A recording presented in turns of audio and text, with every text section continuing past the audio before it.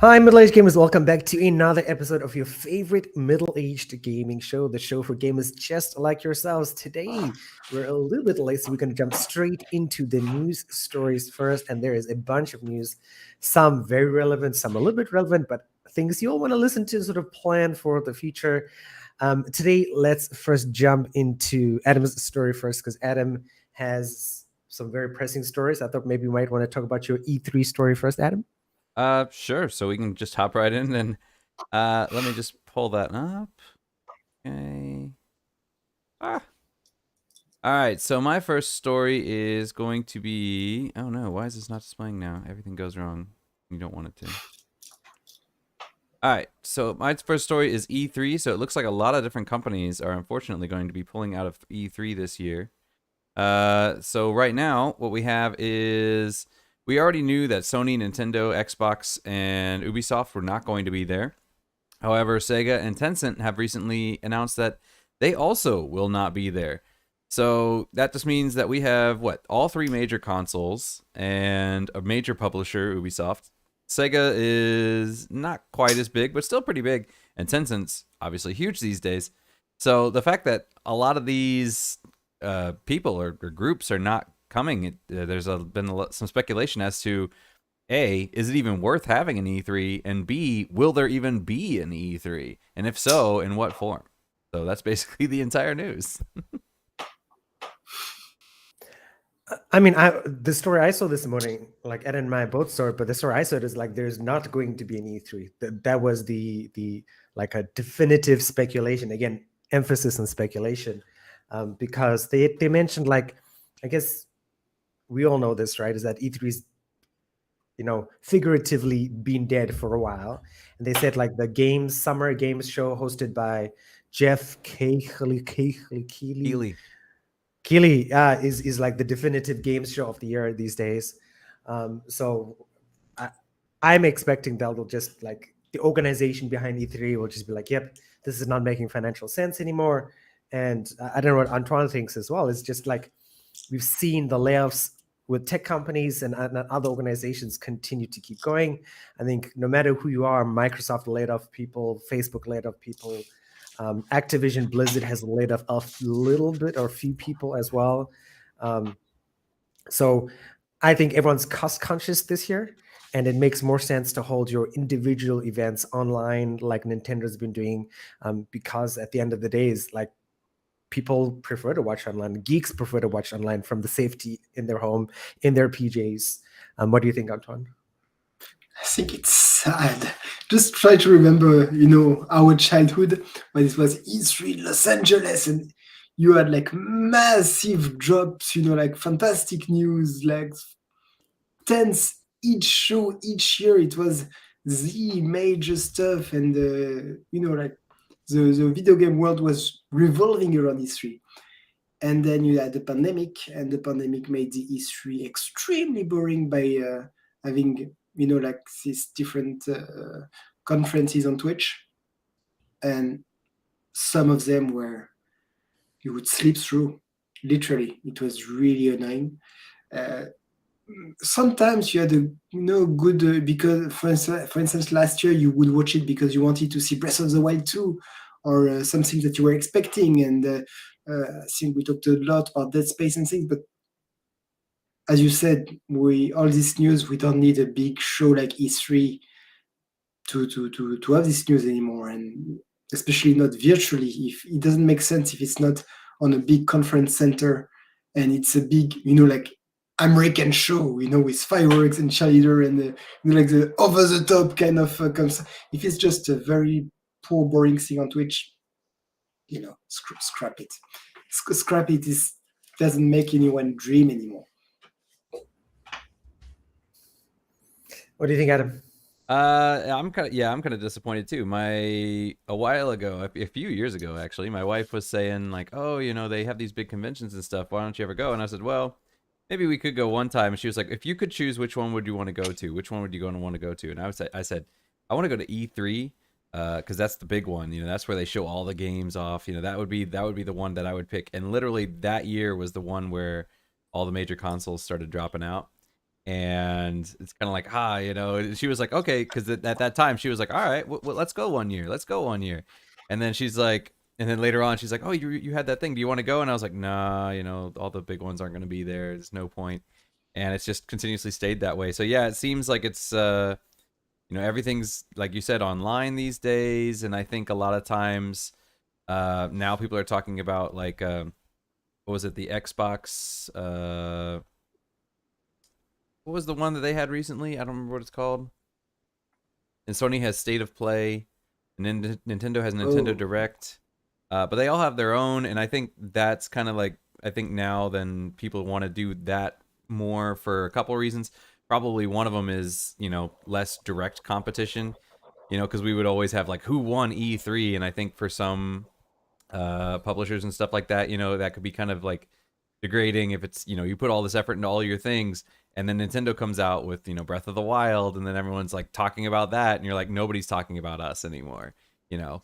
So I think there was a lot of pressure to outperform other groups. And I think, what was it? Was it at E3 where the PS4 and the Xbox 360 or the Xbox One was announced, and was it Xbox said they weren't gonna, or the way they weren't gonna share games, everything was gonna be like locked to your console, and Sony was like, this is how you share games with your friends, and they just like pass a box to somebody else. I think that was at E3, right? So I think, you know, there was a lot of pressure that you have to outperform everybody, whereas when you do your own event, you get 100% of the attention, and you kind of control the news cycle, at least until somebody else does their event. And if somebody, you know, if nobody does their event for another 2 or 3 weeks, you're basically guaranteed 2 or 3 weeks of being the focus. So I think it makes a lot of financial sense and business sense to pull out of something like E3. So yeah. Cool. Okay, I think that's enough for that. Let's move on to Antoine's story. Antoine, you want to talk about Resident Evil 4 Remake? Yes, exactly. So, as you may well know, it's released 4 days ago on March 24th, and it is fantastic and stunning. So, the remakes since 2 and 3 got a lot of very good critics, you know, acclamation.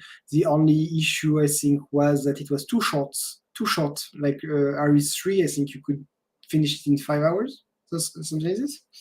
Uh, in the 4, I think you need at least 12 to finish it.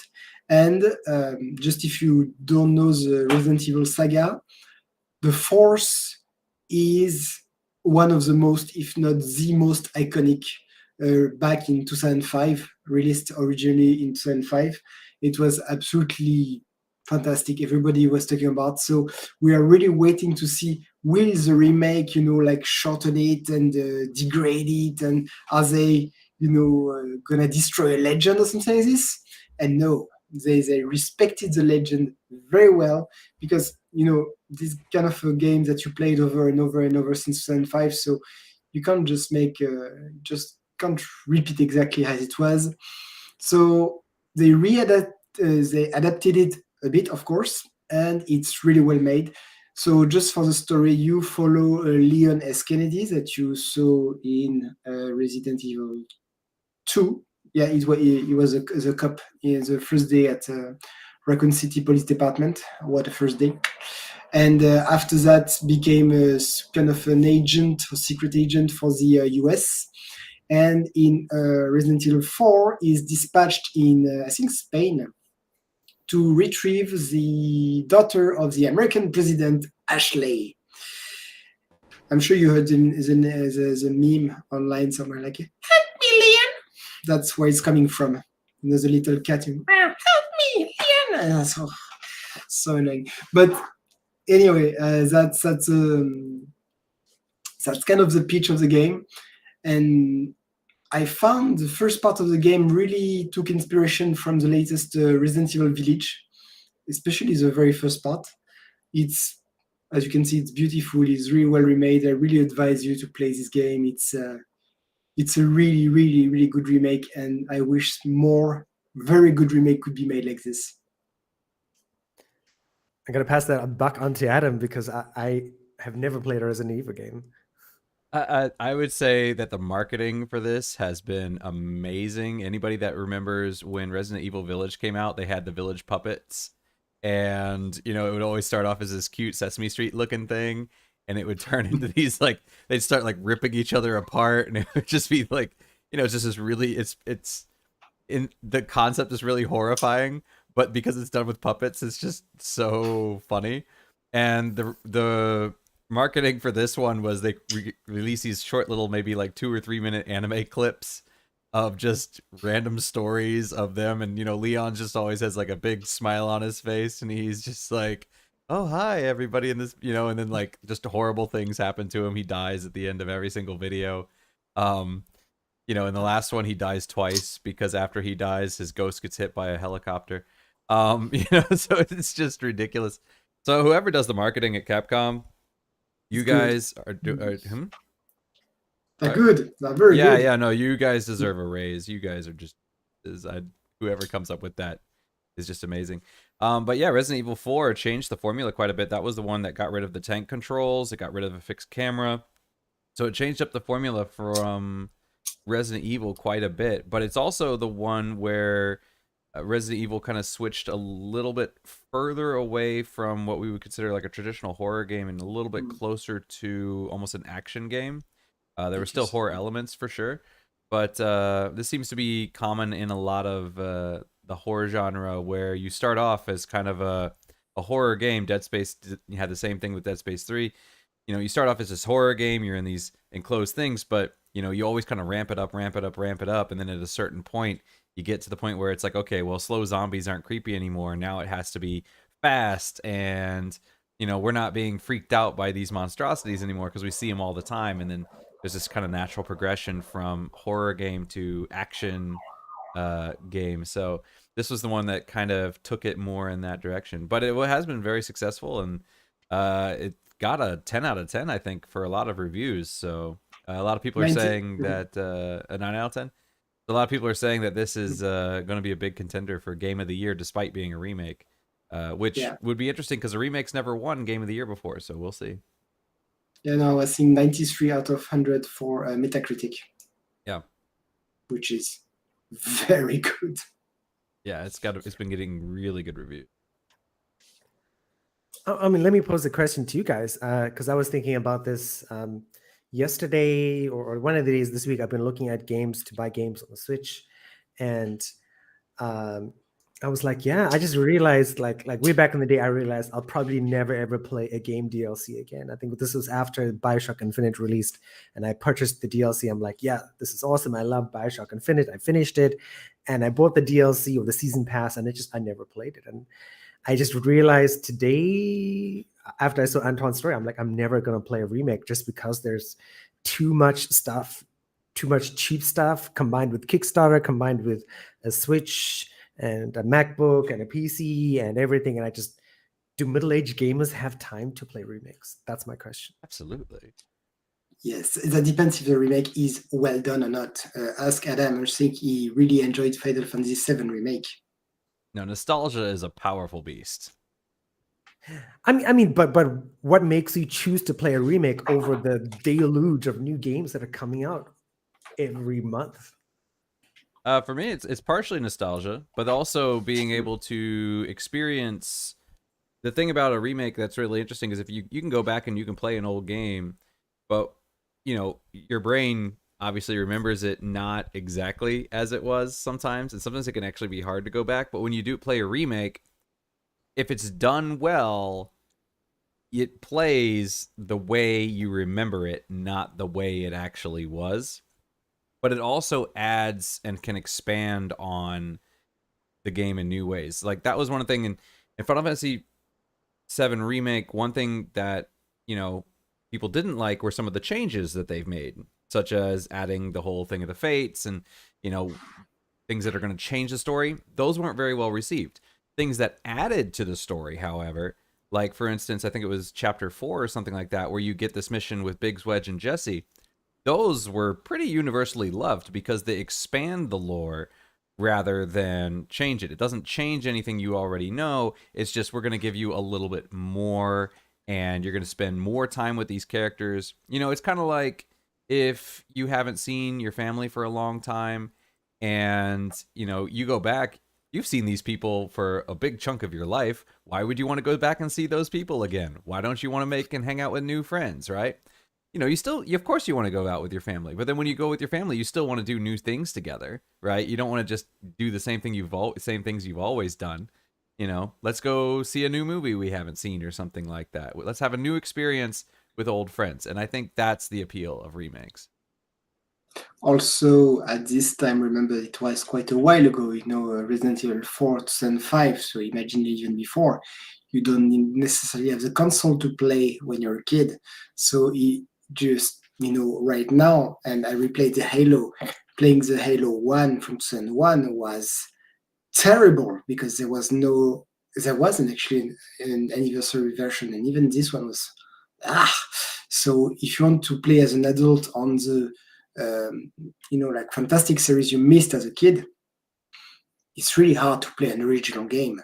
So now you have these remakes which are beautiful with 2D graphics, with 2D gameplay, because the tank control, that's literally heavy to play. So it's also very good for middle-aged gamers who didn't get to play these games because you don't have the right gear or at the time or something like this. So I think it's really good. Cool. Then I'll leave it at that. Okay, let's move on to my first story, which is a game that I kickstarted last year. One of the many games that I kickstarted because I went a bit crazy and kickstarted last year. But this is a game called After Image, and it is one of the games that literally I kickstarted this game just because the art is particularly beautiful. And I liked it, and it's coming out for Steam and the Switch and probably a bunch of other places, but I particularly kickstarted this for the Switch because I am in the mood for Kickstarter games these days. But yeah, hand-drawn 2D action adventure game, really, really, really cool. And it's coming out April 25th. So if you didn't Kickstarter, it might be something you want to consider.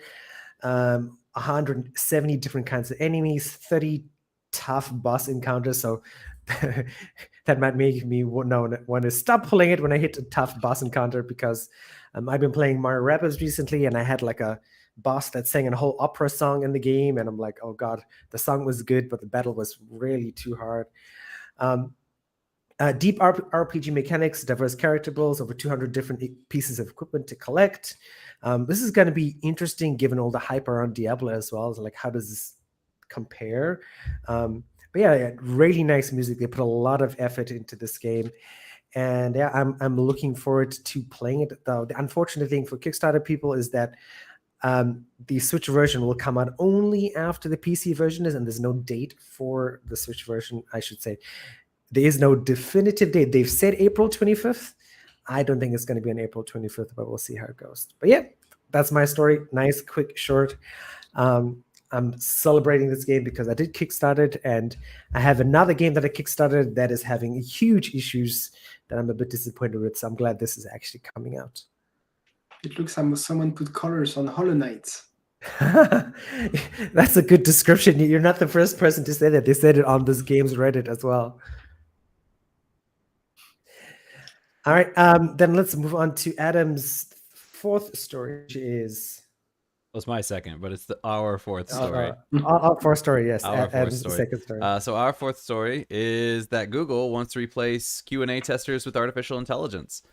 So for a long time, Q&A is a big part of gaming, where basically you come out with a game and you need to make sure that everything is working. Games have been coming out. This is one thing that people have been saying for a long time. Games have been coming out as buggy messes.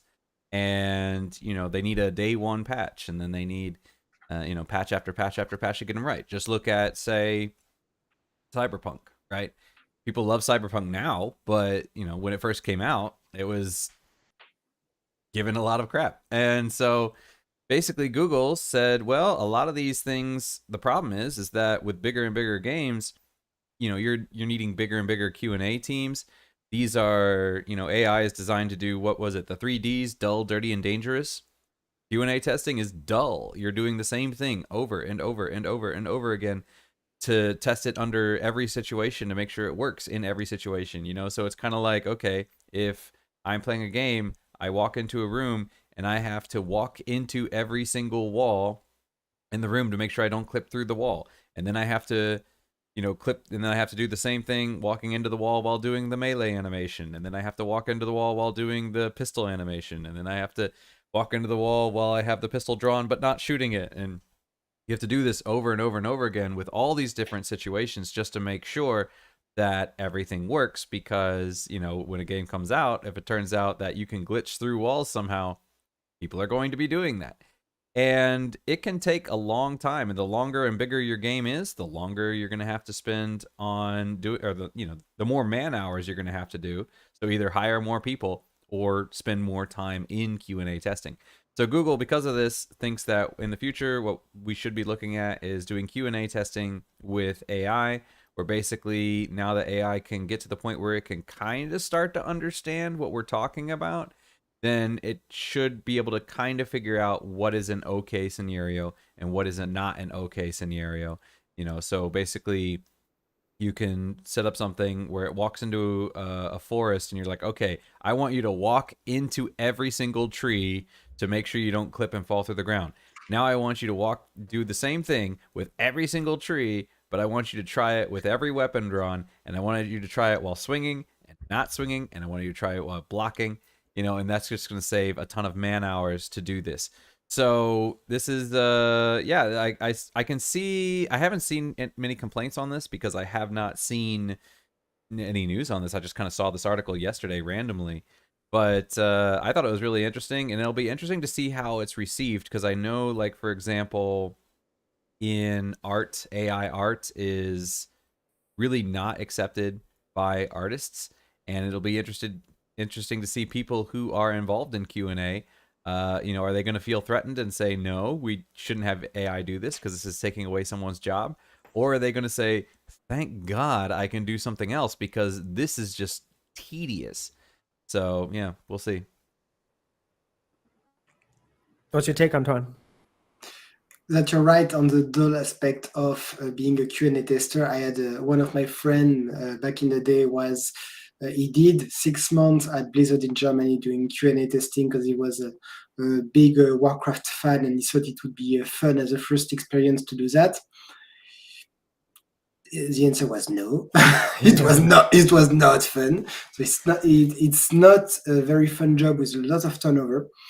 It is gonna take away people's job, but again, that's progress, and it's not a new story. It has been like this since like industrial revolution. So new development take people's job away, and at the same time create other job, because people are gonna create or manage AIs or something like this. So it's an evolution, and that's just how it is. We have to accept it.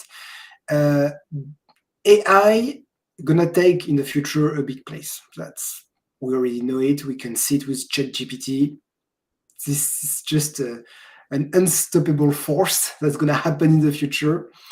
Sooner or later, we have to live with it. If it's gonna improve the quality assurance of a game and need 10 times less time to do it, go for it.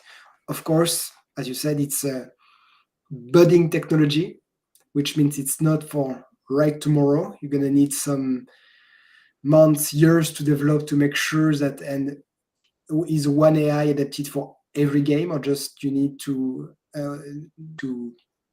prep an AI for one specific game each time.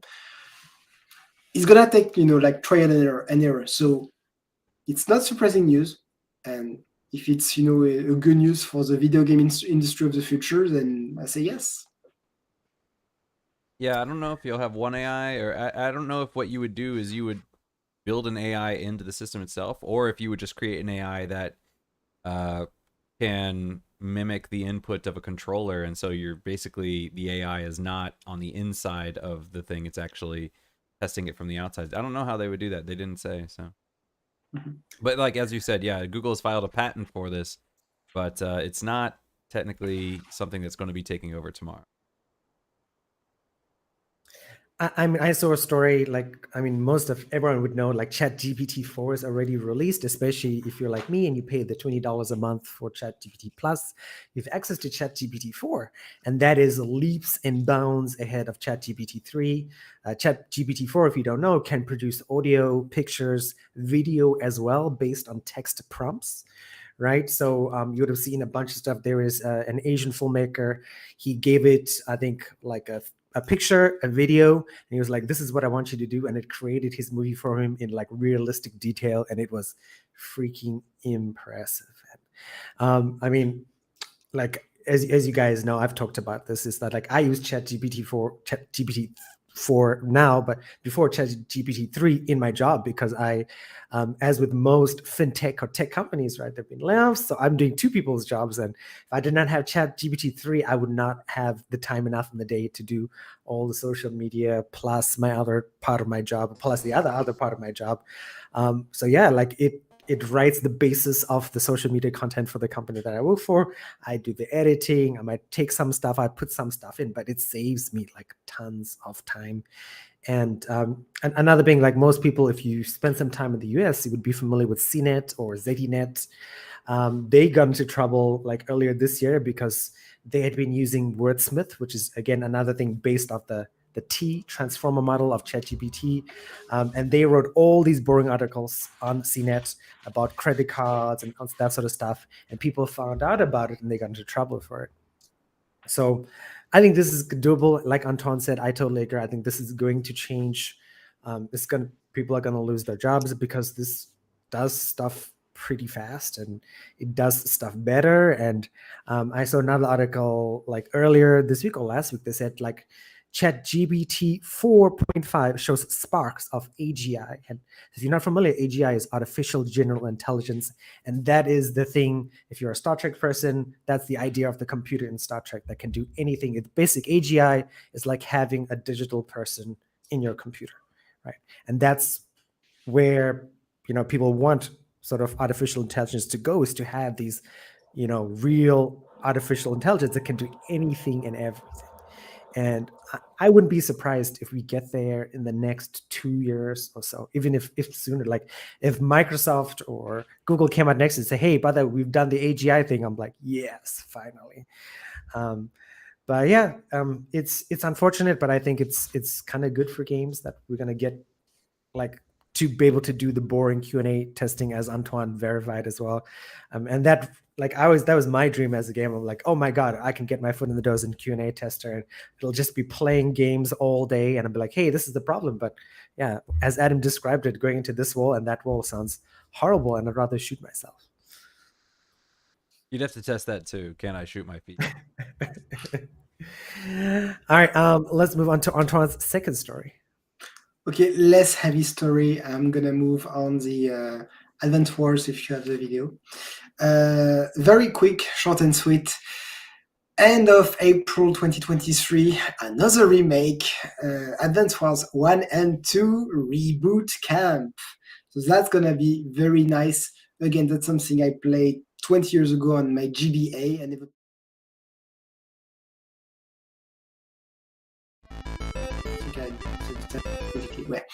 But 1 and 2 was really good fun. Take it from someone who doesn't like strategy game. No, I'm not into Fire Emblem and Tactics Ogre and stuff like this. And yet, I was completely crazy over Advance Wars. So here you can see it back, redesigned with lots of new options. Apparently, lots of new multiplayer that I'm not going to play because I'm not a multiplayer person, as usual. But that's definitely something which brings back a lot of nostalgia, like Adam said before. And just for this, I'm just gonna, steal my kid's Switch just to replay these two. Advance Wars is a tactical game where each general has a special ability. It's cute, so the design is a bit cartoonesque. It's all in good fun, and I especially again advise for you to try it, or at least watch some videos.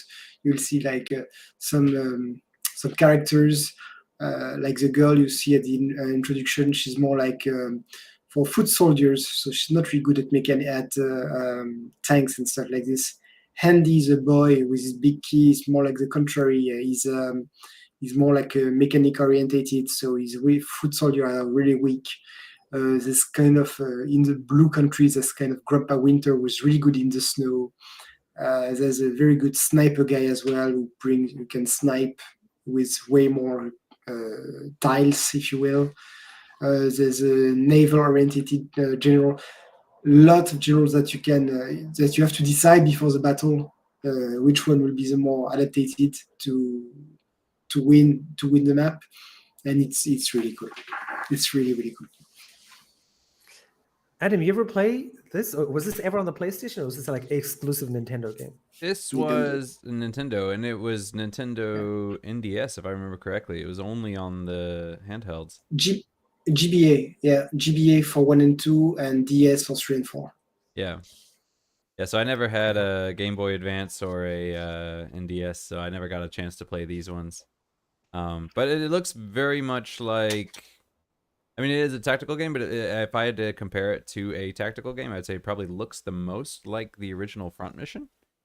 Just by the style and the sense that it's a pretty much flat map for the most part, and then when you get into the fight, it does like the cut and it shows both sides fighting.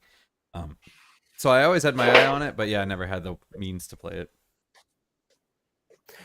And Antoine, like how? Because this is something, I always do the typical thing, like most people do, right? Like I'm planning out my purchases. I Google it. I'm like, oh, okay, this looks interesting, but how difficult is this? Like, what was it, like a crazy difficult XCOM turn-based game, like super hard, or what was your memories of playing this? Was it easy, like a sort of smooth difficulty curve?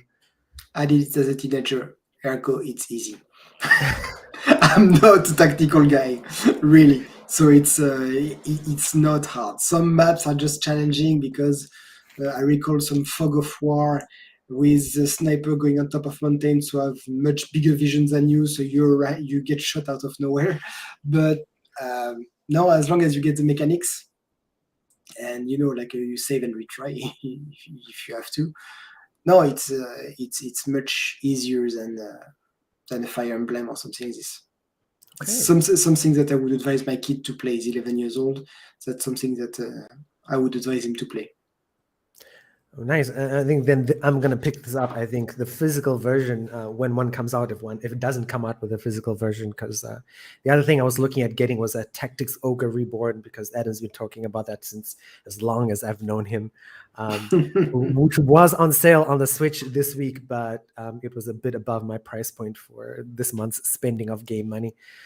But very cool. So yeah, thanks for covering that, Antoine. Because I was telling, for those of you like listening to the podcast or watching the stream, like I was telling Antoine, like I've seen this like coming out and I've seen lots of hype. I just did not know nothing about it to cover. It's really cool. I'm very glad Antoine knows about this, so I can actually add this onto my Switch wish list on DekuDeals.com. Very cool. Okay, and now my obligatory hardware story, which is going to be about poor cell phone sale. So if you don't know this, you probably do, right? So you're gonna see, if you're watching this on the stream or if you're watching this later on YouTube somehow, this is for the S23 because I'm a Samsung person. I can't talk today. But yeah, quarter 2022, I believe the number was something like cell phone sales globally were like down by 54%. Right. And of course, this is like for anything hardware related, computers, tablets, speakers, by Logitech, that sort of stuff. Everything is down because, pandemic spending, supply chain issues, that sort of stuff. And due to that, a lot of these tier one headsets, and tier one headsets are defined as, again, this is just my definition, as cell phones that have the top of the line processors, large amounts of RAM, usually more than 8 gigabytes of RAM inside, 256 gigabytes of storage, very nice rear cameras. But yeah, the S23 is on sale. It's like just came out earlier this year, like last month or so, in February, and it's already dropped down by $100 in some places, $150 in some places. So like when I bought my S20 phone 3 generations ago, I paid $1,000 for it. And this phone, the S23, is already at $800 as of the time of this podcast, right? And you'll be listening to this on the podcast on March 29th. So You don't have to be in the US because this ships to Taiwan. This ships to a bunch of places. You can buy the US version of the phone. Unfortunately, if you're living in Taiwan, that means you're not going to have the Zhuyin or the Bepamurfa on your phone. So when you're typing out characters, but it's still a fantastic phone. So yeah, if you're somebody who's looking for a new phone, I would check Samsung. I would check unfortunately does not do a lot of deals, but you're an Android person, yeah, you're pretty lucky. Honor, Oppo, anyone who's doing an Android phone is probably having their brand new tier one phones on sale already for 100, 200, $250 off the MSRP or manufacturer suggested retail price because yeah, nobody's buying phones. I'm not going to buy a phone just yet because I'm waiting for a cheap, affordable folding phone. I don't want to pay $2,000 for a folding phone, and I don't want to buy a Chinese phone either. So the only option for me is the Samsung or Google, supposedly coming out in summer this year, or waiting for an Apple foldable, which might be next year. But yeah. Cheap hardware available. I don't think cell phone prices are going to be going up anytime soon like they did go up a while ago. Yeah, that is it for my story. Yeah, no Bopamuffa is a no-go for me. Yeah, no, if it's me, I wish they could just release tier one phone, but just the basics. I don't need the big fancy camera behind. I don't need all of this. I just need a phone which goes fast, has a big memory, and that's it. I have my maybe 20 different apps. I don't play super latest gen mobile game on it. Just like a very nice phone, but I don't want to pay $1,600 for the latest Apple. That doesn't make sense. Give me a $500. $500, you can have a Google Chrome laptop, or you can have already some pretty nice laptop. $160, you have a better computer than mine, pre-built. That why would I spend it on a phone that's gonna get lost in a bus or cracked or something by the kids? No way. I totally agree with Antoine on this. Like that is something I'm waiting for. Is a phone where I can say, okay, I rarely take pictures. I mean, back in the days when I was a teacher with Adam, only thing I took picture of was the TU books or other books, and I'm like, okay, I need to remember this for class, or I'm doing this for lesson planning, or somebody did something in class they weren't supposed to, that sort of stuff. I'm not going out taking wonderful pictures. So I would pay top tier money for a good processor, a nice screen, good RAM, good storage, but give me some cost savings on the camera. I'm not a photographer. I think that our respective partners and wives, they take nice photos, right? They need good cameras. For them, that matters. For us, I think for most guys, 100 megapixel camera like that's on the S22 Plus. No, it's 200 that takes pictures of the moon. Yeah, good for people who like that stuff. I don't care. Okay, we've got 7 minutes remaining. I think let's max this out. Adam, do you have another story for us? I've always got extras, I do. So if you want to go with that far, then I can talk about. Oops, it's not there anymore. Let me pop it up real quick. I have. Why is this not? Multiverses. So if you guys have known, or if anybody's been paying attention, Multiverses is a game that came out a while ago, and you can play as all sorts of characters such as Bugs Bunny, Superman, the Iron Giant, and blah blah blah blah blah. Fun fact: that was not the game. That was an open beta, and it's been an open beta for quite some time. And apparently, it's going to be taken down. So on April 4th, the game is going to be delisted. If you already have the game added to your library, you can still download it. However, new people cannot add it to their libraries after April 4th. And then in June, they're going to be shutting down all the servers. So online play is going to be taken off. So you'll have limited local play, and there will be some other features like single player and all that. You can still do that, but nothing online can be done. So that is going to disappear for a while. And the idea right now is the relaunch is going to be in 2024. So they're going to bring it back sometime next year. So say goodbye to this game, but it will be back. But apparently this has caused a little bit of backlash, as some people were not aware that it was technically an open beta. They thought the game had been released. They'd spent money on that game, and now when the game disappears, sorry, all that money that you've spent is just gone with it. Now, that said, when the game does return, you're still going to have access to everything you've spent money on. If you have money in the game that you've put in the game and haven't spent yet, when it returns, that money will still be in your wallet for the game. So technically, you're not losing the money forever. It's just that, you're going to lose access to the game for a while, and any money you've invested the game is going to be, you're going to lose access to that with it. But it will all be back eventually. So, yeah. What do you think, Antoine? I hate this game, so it's all right. Give me a good Smash Bros. That's fine. It's just, yeah, it's not fair to not make it very clear that it's an open beta, because it's not hard to do. Diablo just did it. It's very clear to everyone that yes, you can play 2 days, 3 days, and that's it. You can play until June, and that's all it is because it's a beta. So I think everybody, they made it clear it was a beta. It's just that people weren't paying so much attention because it has been up for a very long time, and it just gained so much popularity that even if they say this is technically a beta, when you go on to, most people aren't getting the news directly from the Warner Brothers game studio. They're getting it from, Kotaku or whatever site is saying like, oh, here's the new hotness. It's this new hot game. And on those news sites, they don't necessarily mention it's a beta.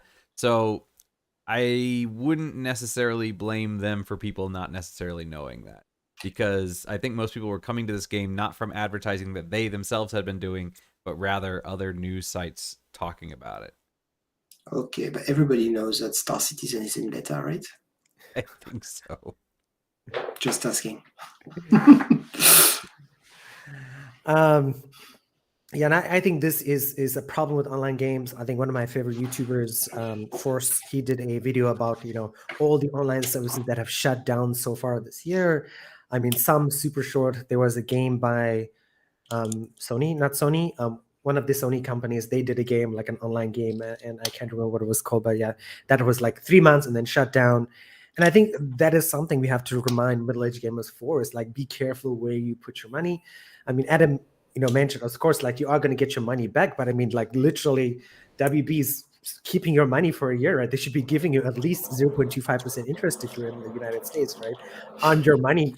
But it's ridiculous. I think that you needs to be careful. And I remember when this came out, they did not say, I mean, this was going to be the expected write-off. Okay, this is an open beta. This is eventually going to do like the Warframe thing or the other games that do this thing, like early access, and it's going to eventually release. And they're just like, yeah, this, to me, I'd even take a bet right now that this is never going to see the light of day, that the game's going to shut down. People will be lucky if they get their refunds, because again, WB, HBO, they've been losing money. The CW is all part of the same organization. They've canned a bunch of TV shows.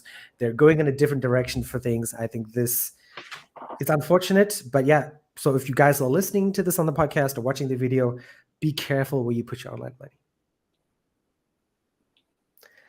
Okay, and yep, we have a little bit under a minute left to go.